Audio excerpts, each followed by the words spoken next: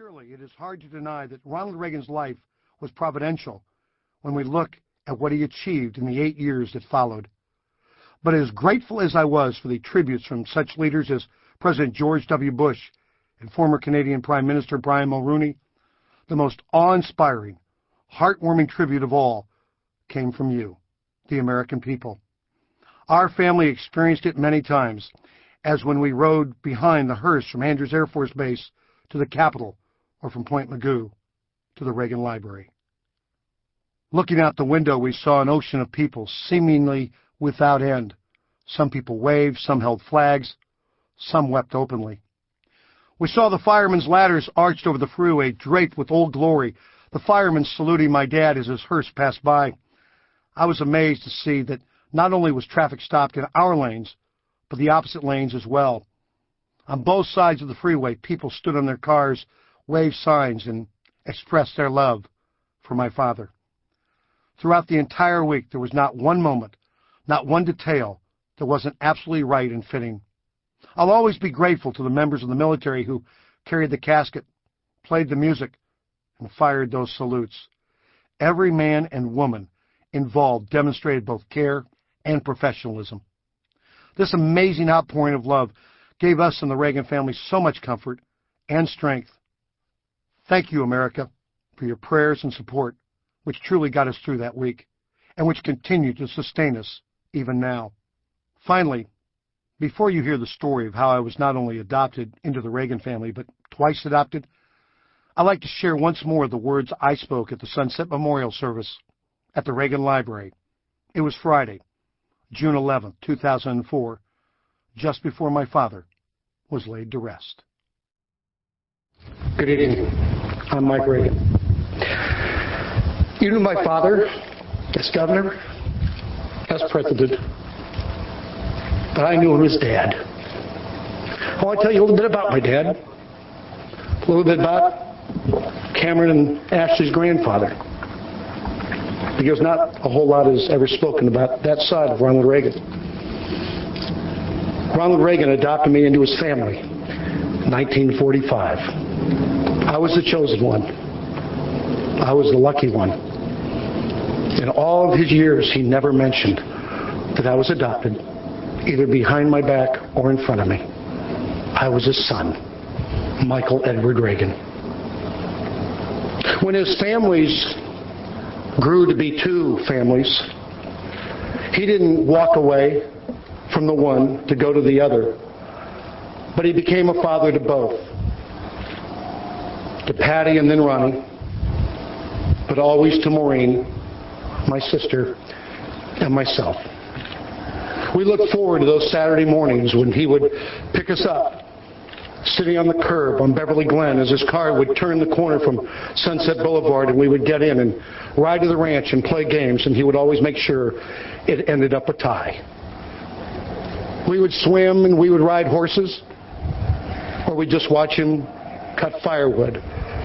We would be in awe of our father.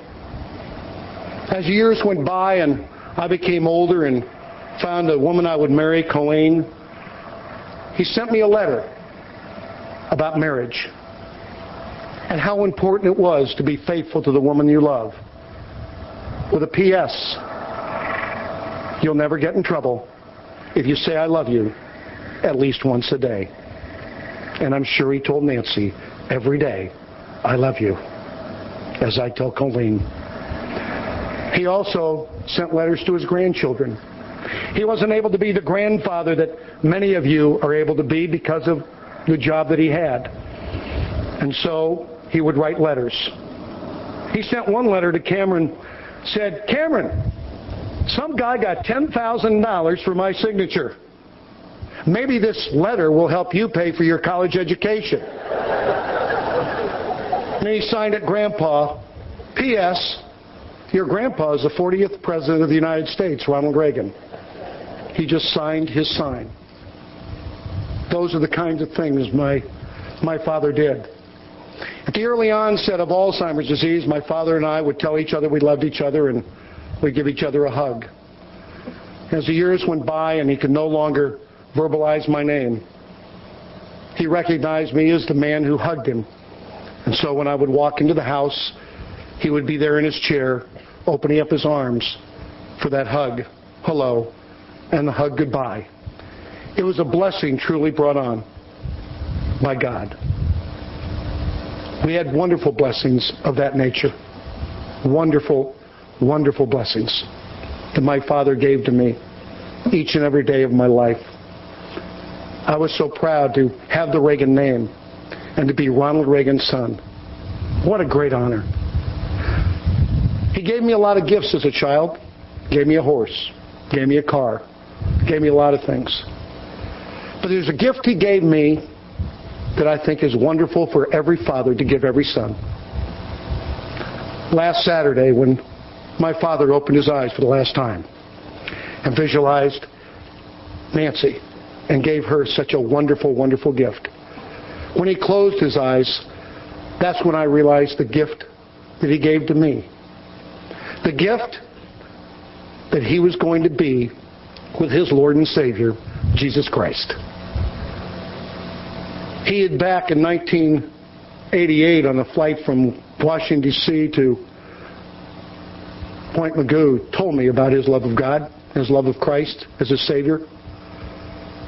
I didn't know then what it all meant, but I certainly know now. I can't think of a better gift for a father to give a son. And I hope to honor my father by giving my son Cameron and my daughter Ashley that very same gift he gave to me. Knowing where he is this very moment, this very day, that he is in heaven. And I can only promise my father this: Dad, when I go, I will go to heaven too. And you and I, and my sister Maureen that went before us, we will dance with the heavenly host of angels before the presence of God. We will do it, melanoma and Alzheimer's free. Thank you for letting me share. My father, Ronald Wilson Reagan. Have you ever felt that God was angry with you? Did you ever do something so shameful that you lived in fear that someone would find out, that your secret would be exposed? Did you ever feel that something you did was so horrible and vile that God could never forgive you? Have you ever been convinced that you were going to hell and there was nothing you could do about it? Have you ever felt angry towards God? A raging anger over something terrible that happened in your life? Something that hurt you and violated you? Something for which you blame God? Did you ever hate God? Did you ever believe that God hated you? Well, that's how I felt for more than 30 years of my life. I was born out of wedlock and adopted by two people. One would become an Academy Award-winning actress. The other would become the President of the United States of America. From the time I was 3, I was raised by a single mother. My adoptive parents told me I was chosen, but the kids at school told me I was a bastard. At the age of 7, I read one verse in the Bible, and I thought it was telling me I was going to hell. I wouldn't open a Bible again until I was in my 30s. While in the 3rd grade, I was sexually molested by an after-school day camp counselor. He said it was our secret. Then he took pornographic photos of me, which he had me develop. The scariest words I've ever heard were when he bent over close to my ear and said, "Wouldn't your mother like to have a copy of this picture?" By the time I was 8 years old, I hated myself. I believed that God hated me. And as I grew from childhood to adolescence to adulthood, I sabotaged every relationship I truly cared about because of the shame, the fear, and the self-hatred that molester instilled in me. This is my story of redemption.